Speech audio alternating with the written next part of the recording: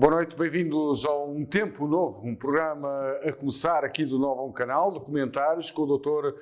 Ricardo Costa e vamos já passar a conhecer este novo comentador do novo canal. Ricardo Jorge Castro Ribeiro da Costa, Partido Socialista, PS.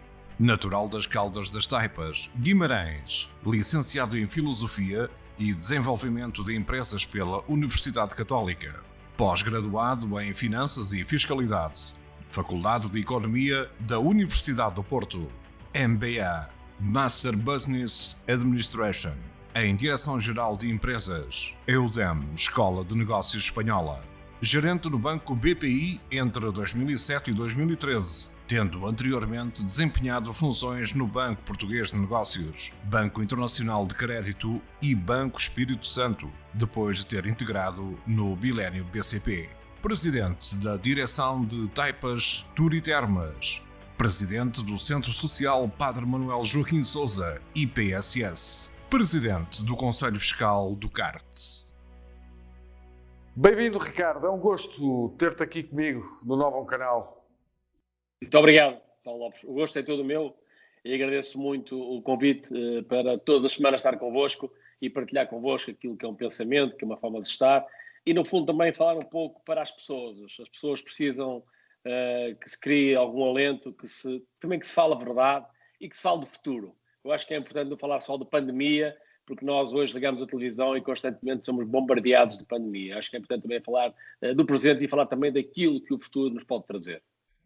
É claro que aqui nunca se separa das funções públicas que tens, mas estás como comentador, não como partidário ou como vereador, é um comentador do novo canal e tudo se responsabiliza a ti e não às funções que exerces. Isso é bom esclarecer os nossos telespectadores. E vamos começar pelo futuro da economia. É um tema que traz o futuro da economia portuguesa, uma área que tão bem dominas. Muito bem. Bom, boa noite mais uma vez e mais uma vez muito obrigado por terem convidado para estar semanalmente convosco. Sim, eu acho que é importante nós falarmos do futuro da economia, porque muitas das vezes ouvimos várias personalidades, vários partidos até exigirem mais apoios para a saúde, mais apoios para a educação, mais apoios para o social, mas temos que perceber que temos que ter uma economia robusta, uma economia pujante para que seja possível termos o nível de impostos também arrecadados para poder ir de encontro às necessidades das pessoas. E, portanto, acho que há uma responsabilidade maior que todos nós temos que ter. Temos que ter porque a economia, conforme conhecemos hoje, não será a economia do futuro. Mas antes de lhe falar da economia do futuro, Paulo, permita-me que também realce aqui algumas questões que me parecem importantes. Nós temos falado muito de alterações climáticas, muito de sustentabilidade, muito de transformação digital, muito de robotização, muito de inteligência artificial. Tudo isto é importante e acho que disso ninguém duvida. Mas neste momento temos que perceber que as pessoas estão preocupadas com o seu emprego, com a sua subsistência, com a sua habitação. E se nós não formos capazes de resolver primeiro este problema, nós nunca mais vamos colocar as pessoas comprometidas com estes desidratos, que são desidratos importantes, estamos de acordo, para a sustentabilidade do planeta, mas as pessoas têm que estar minimamente tranquilas no seu dia-a-dia. E para poderem estarem tranquilas no seu dia-a-dia, têm que ter emprego. E eu falo disto porque é fundamental. Nós percebemos como é que podemos interferir no mercado. E aqui, permita-me também fazer aqui um parênteses, antes de falar do futuro, que hoje, mais do que nunca, está provado que o Estado é um garante de estabilidade. É um garante de estabilidade ao nível da saúde e é um garante de estabilidade ao nível da economia. Hoje mesmo vemos, mesmo aqueles que são liberais e neoliberais e de ideologias completamente de não intervenção do Estado, vemos essas mesmas pessoas a reclamar mais Estado, mais intervenção do Estado. E, portanto, hoje ficou aqui provado que o Estado é um garante de liberdade e é um garante de confiança para os cidadãos. E isto tem que ser dito e tem que ser relembrado para que todos nós possamos ter um nível de confiança e tranquilidade nos serviços públicos que o Estado presta e que nos garante alguma confiança. Bom, fazendo esta introdução, falar do futuro. O que é que eu penso da economia do futuro? A economia do futuro tem que ser uma economia diferente do que aquela que temos vivido até aqui. Nós temos vivido uma economia, permita-me, Paulo, de prestação de serviços, de grandes empresas, de grande qualidade, grandes empresários, mas não temos dado o salto. E quando eu digo não temos dado o salto, é no sentido de nós acrescentarmos valor àquilo que produzimos, seja ao nível do serviço, seja ao nível do produto. E nós temos que ser capazes de fazer isto. Se nós somos capazes de fazer o melhor que se faz no mundo para outras marcas, para outras empresas, também teremos que ser capazes de incorporar valor do ponto de vista endógeno, mas do ponto de vista também daquilo que é a criação de marcas e patentes e daquilo que é a propriedade intelectual. O que é que eu quero dizer com tudo isto? Nós temos que ser capazes de partilhar conhecimento. Hoje em dia, quem não compreender e perceber que os desafios do futuro vencem-se com partilha e não com segredo, eu diria que não está a entender os sinais dos novos tempos. E aquilo que é importante fazermos é aliarmos o conhecimento às empresas e à governação. Nós temos aqui uma excelente oportunidade nesta pandemia. Obviamente, na pandemia não há só ameaças, também há oportunidades. E há oportunidades, desde logo, com a transformação digital. Isto mesmo que hoje estamos aqui a fazer, hoje faz-se reuniões que antes tinha que ser de avião para outros países. Hoje em dia, a gente visita clientes de forma virtual, de 5 em 5 minutos. E, portanto, a pandemia também veio acelerar o processo de transformação digital. E quando eu digo que há oportunidades, existem oportunidades porque podemos alocar fundos comunitários em empresas que têm inovação e investigação, conjugando aquilo que melhor se faz nas universidades do país. E neste caso, neste distrito onde eu me encontro, o distrito de Braga, temos as melhores universidades, a Universidade do Minho, que é muito conhecida pela ligação, digamos, quase como uma sinergia, uma articulação de forma sistemática para que possa vencer os desafios do futuro. E as empresas têm que se concentrar naquilo que sabem fazer bem, mas também têm que se concentrar naquilo que podem diferenciar, naquilo que podem inovar, naquilo que podem investigar. Para quê? Para trazer as universidades para dentro das empresas, para criar produtos mais diferenciados e diferenciadores, para que a margem desses produtos seja muito maior. Nós não podemos continuar a produzir produtos e serviços que saem daqui a um preço X e são vendidos a um preço 70x. Isto não é possível. Temos que ser capazes de dar o salto para quê? Para poder pagar melhores salários, para poder responder às necessidades dos jovens que neste momento terminam os cursos e vêm, obviamente, gorados os seus objetivos daquilo que é um emprego com qualidade e emprego bem remunerado. Muito bem. O futuro também, o futuro do emprego passa um bocadinho por aí também. Nós sabemos que Portugal, e nesta pandemia provou-se que somos muito virados para os serviços. Aliás, são muitos empregos virados, dependentes do turismo e da restauração. E o futuro, este próximo tema que trazes, vai um pouco ao encontro também do futuro da economia.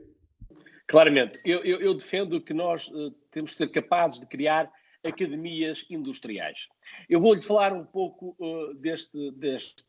desta solução, porque parece-me ser um propósito fundamental para vencermos os desafios do futuro. Nós estamos num distrito de Braga, que, repare, tem mais de 90 mil empresas, tem mais de o dobro das empresas que o Porto tem.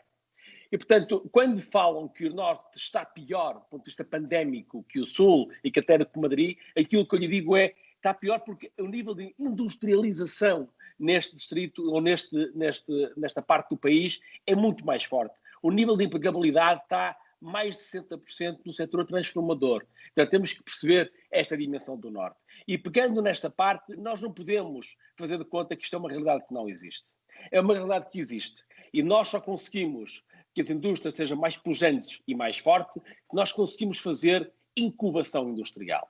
Uma academia industrial servirá para reconverter e requalificar recursos humanos. O futuro será da inteligência artificial, será da robotização, mas a pergunta que temos que nos impor é: será que os recursos das empresas que estão neste momento a trabalhar estão preparadas para estes desafios? Como é que podemos formar estes recursos? Através da criação de uma academia para a indústria.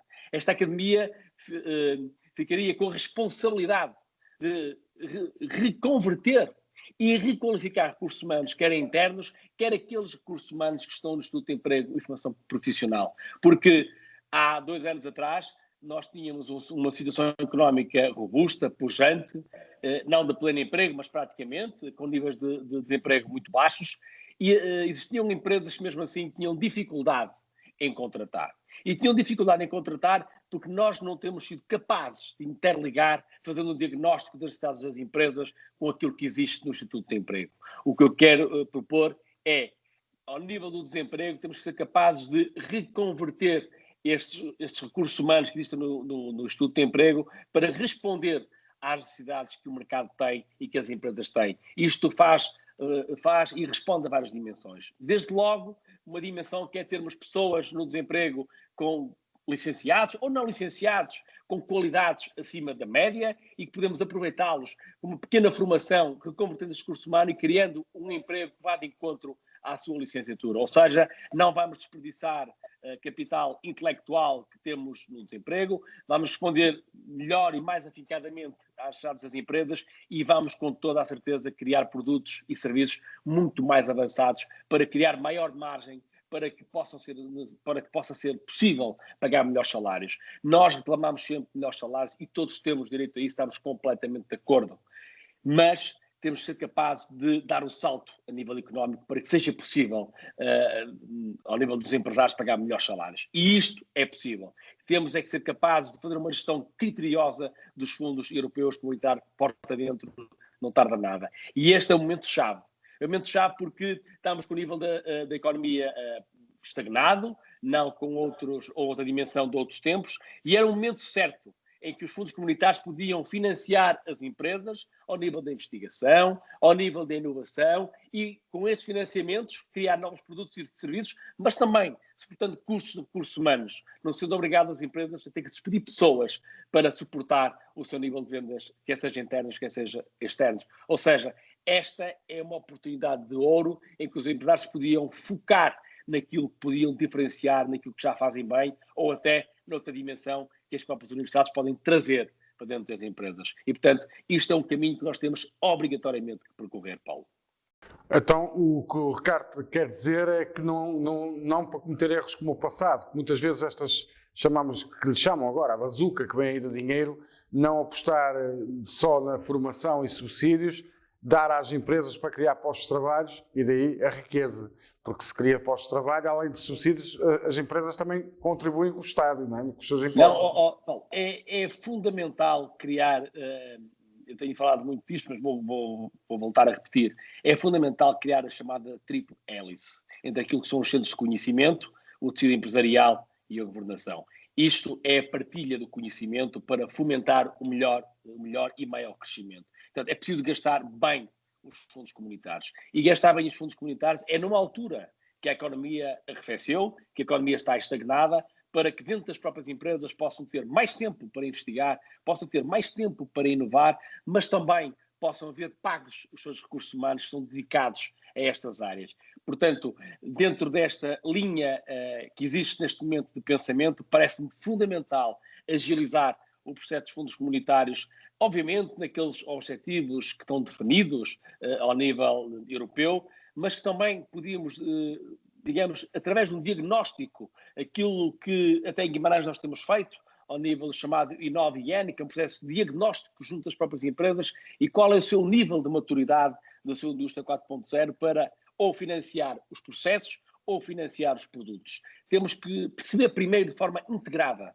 o que é que as empresas precisam. Muitas das vezes nós respondemos da mesma forma para diagnósticos e necessidades completamente diferentes. Repare, quando nós pensamos num país como Portugal, nós olhamos, por exemplo, vou dar um exemplo ao Distrito de Braga, onde o saldo da balança comercial é 3 mil milhões de euros positiva, e olhamos para, por exemplo, a soma de Lisboa e Porto, a sua balança comercial é 14 mil milhões de euros negativa. E, portanto, é preciso perceber esta dimensão para que se possa conjugar o Sul com o Norte. Não contra o Norte com o Sul ou o Sul contra o Norte. Não, é preciso perceber que conhecimento se produz na capital e no Porto também, de forma a que este distrito, que é pujante do ponto de vista económico, possa ser valorizado, mas possa também ser algo indutor novos desafios do futuro. Temos das melhores empresas e dos melhores recursos humanos neste distrito e neste país. Saibamos aproveitá-los e venceremos, sem dúvidas, os desafios do futuro. Eu diria até aí nesse distrito há dos melhores investigadores também, acrescentava isso aí. Sem dúvidas, sem dúvidas. Este último tema que traz é a importância do Norte face ao Sul. É mais importante o Norte que o Sul ou não? Não, todos nós somos importantes, todos nós nos complementamos. Mas é preciso, um decisor político pede decisões políticas. E as decisões políticas, muitas das vezes, são tomadas, e eu falo também, porque também sou político, sou vereador da Câmara de Guimarães, são tomadas por vezes sem o diagnóstico bem feito.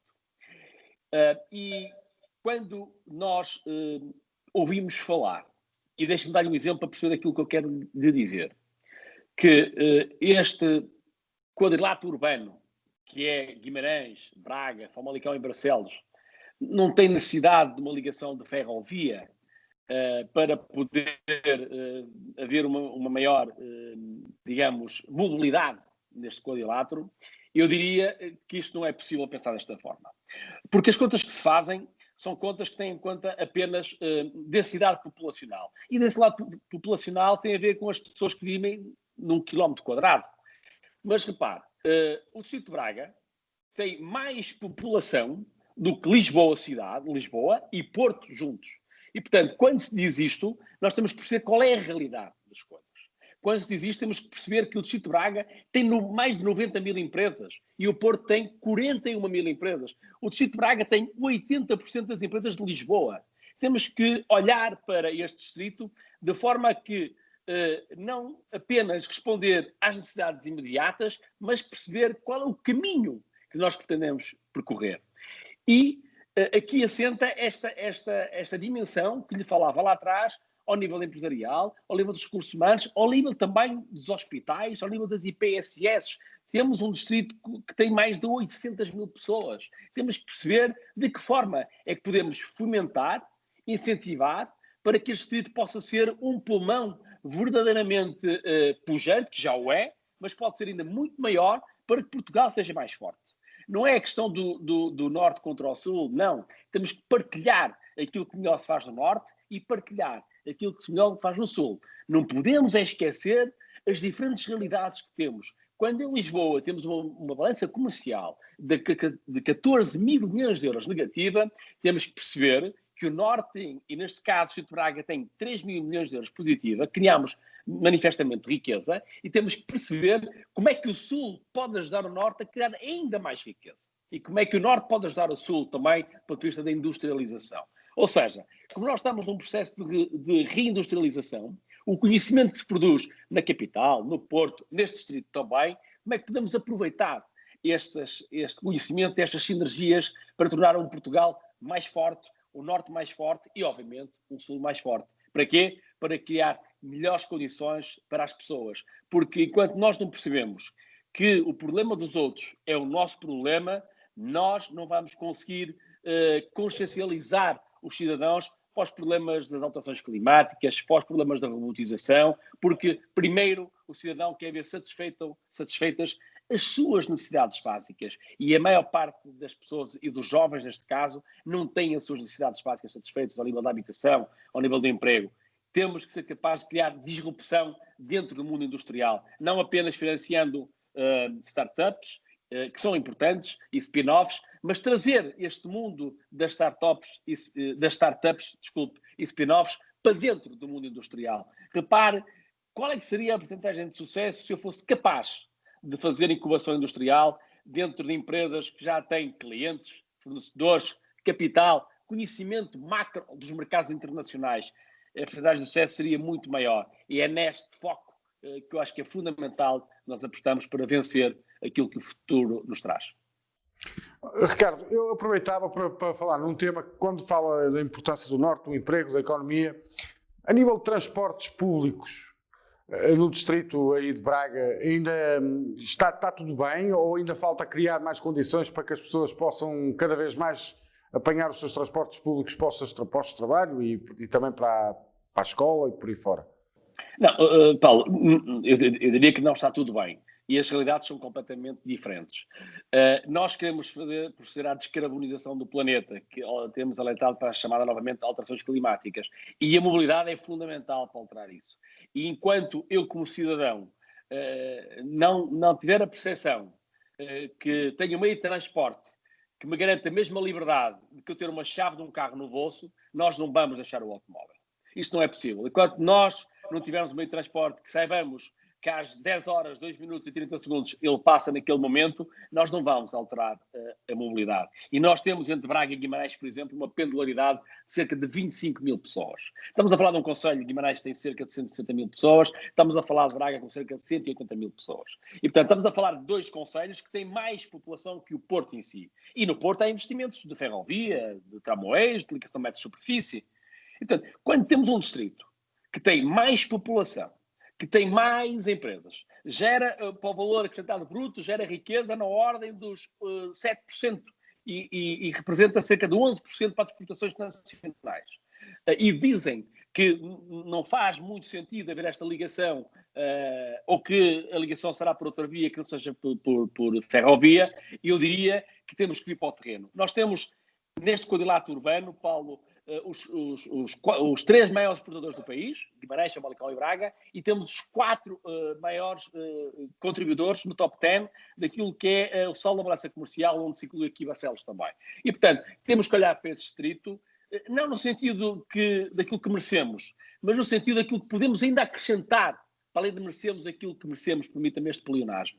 Ou seja, se nós formos capazes de responder de forma eficiente a esta mobilidade, nós estamos a dar um sinal claro de melhor mobilidade, maior criação de riqueza e também criação da necessidade. Esta mobilidade vai retirar o seu número de automóveis dentro das cidades e nas ligações que se fazem, pendularmente falando, entre Braga e Guimarães, e Famalicão e Barcelos, este quadrilátero urbano. Obviamente, quando se beneficia este quadrilátero urbano, é todo um distrito que ganha, é toda uma região que ganha. Portanto, não podemos olhar para isto apenas olhar para os números e para aquilo que existe. Temos que olhar de forma a que se ligue esta região ao mundo. E ligar esta região ao mundo é fundamental a mobilidade ao nível da ferrovia. E, portanto, quando me perguntas se está tudo bem, eu diria que não. Obviamente que existem várias soluções. As próprias cidades têm sido capazes de responder mediante as comunidades intermunicipais, mas temos de ser capazes de tirar o automóvel da estrada. Neste momento, um dos desafios do futuro é devolver as cidades às pessoas. E para devolver as cidades às pessoas, temos que apostar numa mobilidade melhor, mais eficiente e mais descarbonizada. E só esta mobilidade é que responde. E responde por direito. Como eu lhe digo e volto a reforçar, no contexto económico, este distrito é fortíssimo e pode ajudar a alavancar o país. Isto é fundamental. Bem, Ricardo, foi excelente o primeiro Tempo Novo aqui no novo canal. É um gosto, mais uma vez, tê-lo comigo aqui e voltamos na próxima semana com mais temas, com certeza. Muito obrigado, Paulo, e obrigado pelo convite mais uma vez e obrigado a todos aqueles que nos estão a ouvir. Boa noite e bem-aja. Obrigado. Já sabe que agora pode ver todos os domingos aqui no novo canal o Tempo Novo com o Dr. Ricardo Costa, onde os comentários vão chegar até si e até ao mundo em português, através do novocanal.pt. Uma boa noite.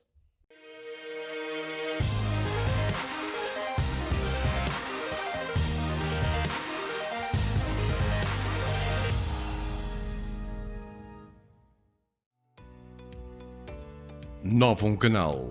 Sempre novo, sempre seu.